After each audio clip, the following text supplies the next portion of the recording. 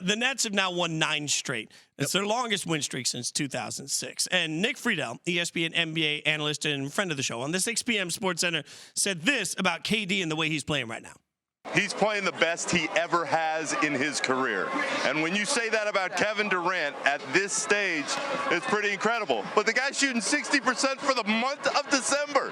Every time he makes a move on the floor, you can see his teammates looking around going, all right, well, we know the shot's going up, and we know the defense is at a higher level than it's been the last couple seasons. And everything he has done to create space for the rest of his teammates is the reason why this team is having the success they've had the last couple weeks. So this is another reminder that Kevin Durant is still the player that everybody around the league thought he was, and he's going on a reminder tour every night these last few weeks, showing everybody, hey, not only am I still at that level, but I can still be the MVP of the league. And HD, it don't matter. Like, nothing. KD could score 100 points every game for the rest of the season, and not a single person's going to care because everything the Nets do now is judged only by whether or not they win the championship. It's wildly stupid to me. Like, I cannot for the life of me figure out why we've become so championship-focused in the NBA, particularly that greatness has to be overlooked unless in a team sport, even though you're an individual, if that team doesn't win a championship, then all of a sudden we fault the individual. And miss me with anybody not right now that's going to tell me I don't understand that sports are for championships. Of course I do. I also understand individual greatness can be accomplished without team goals being met. Well, I'll say this. One thing about the Brooklyn Nets that I do love is Kevin Durant. I've always been a fan of his game. You talk about a guy that's 6'5" and can basically do everything on the court. And on the defensive end, I think that's one of the things that, you know, he got better at when he went to the Golden State Warriors, because you can't not defend there and not be called out or feel out of place. So I actually thought, you know, going to the Golden State Warriors taught him how to be a better defender. And that's one of the things that he's had to do being with the Brooklyn Nets because of the lack of defending from everyone else on that basketball team. A guy that can guard 1 through 4 because he's 6'10", he can put the ball on the floor, he can shoot it from the 3, he can shoot it from mid-range, hell of a job from the free throw line, but he can play with his back to the basket, and he can shoot and make shots off balance. I love the game of Kevin Durant. I always will be a big fan of his in the way he approaches the game.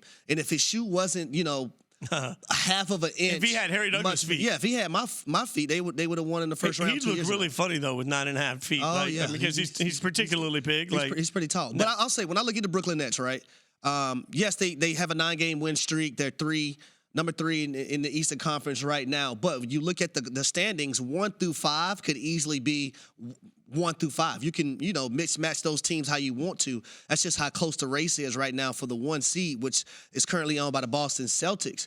But when you look at a guy like Kyrie Irving, who we know is an offensive prowess, you look at a guy like Ben Simmons, who, you know, I think is still getting over the mental hurdles aspect of things. And if he comes around to be, you know, the player that they thought he actually could be when they traded for him, they can make some noise. I'm still concerned from a defensive perspective when you play a team like the Philadelphia 76ers, in which they lost to early in the year, and Joel Embiid didn't even play in that game. You talk about a dominant, big-bodied guy that can get a bucket when he wants to, but also a guy in James Harden who once was in Brooklyn with Kyrie Irving and Kevin Durant, who can create and, you know, kick the ball to other guys, right? I think Niang for the 76ers is coming along. Had 4 3-pointers. Shout out to Russ Fisher right now. 4 3-pointers in the fourth quarter against the Knicks on Christmas Day. I know Russ Fisher would hate to hear that right now, but Russ, you have the ability to text me every day about the Knicks. I have the ability to talk about the loss that they had on Christmas Day. So there we are about that. Y'all can see I watch a lot of basketball. But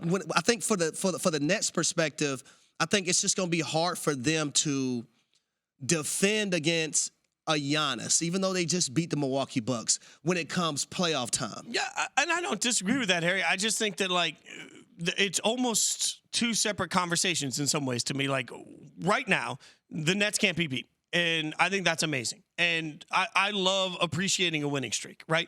Context matters to what happens in championships. And I say that, like, I'll use an NFL analogy to this. There was a period where it felt like people were all kinds of way about Mike Tomlin because he hadn't won enough Super Bowls with the crew that he had. And it's like, well, context to that. You know, he had a really great football team that was very dominant, but it was also in the same era as Belichick and Brady. And so, like, yeah, you didn't win as many Super Bowls as you probably wanted to. Like, context matters in these conversations. We've lost some of the context context in the NBA conversation, because no matter what's accomplished, it doesn't matter. If Ja goes off and the Grizzlies don't lose another game the rest of the year, we're still going to say, well, I got to see Ja do it in the playoffs before I'm going to be a believer. Well, okay, but I can still believe that Ja's crushing it right now. I can still believe that KD is playing at some of the best basketball of his career, and I can still believe that the Nets have found a way to gel together despite all the outside noise that constantly happens regarding the inside noise. I can believe that the Nets seem to have found a way to shut that all out, come together, and play really well as a basketball team. Will that mean that they win championships this year? I don't know. I know that Milwaukee's really good. I know Boston's really good. If they don't make the NBA Finals, I don't necessarily think that has to be an epic fail. The problem is we won't speak on the Nets in a positive way because we're all waiting to see a championship. And to me, that means we're wasting months of good basketball. Well, I will say this. When I look at the Boston Celtics, I just don't see the Brooklyn Nets getting past them. We've seen what that stories looked like last year, right? And they got swept a year ago, and they are wing defenders and how they defend. And then when Jason Tatum is on his A game, he's on his A game. I look at the Milwaukee Bucks. I don't think they'll be able to beat them. The 76ers in a 7-game series and defending Embiid, I don't think that can happen. The Cleveland Cavaliers, if those guys continue to get seasoned, I think they can be a team out the East that's a force to be reckoned with. Yeah, the East is going to be wild, and in the process, the Nets are winning a lot of games. I think that's a good thing. Look at me being positive with all of that conversation. All right. Thanks for watching ESPN on YouTube. For live streaming sports and premium content, subscribe to ESPN Plus right now.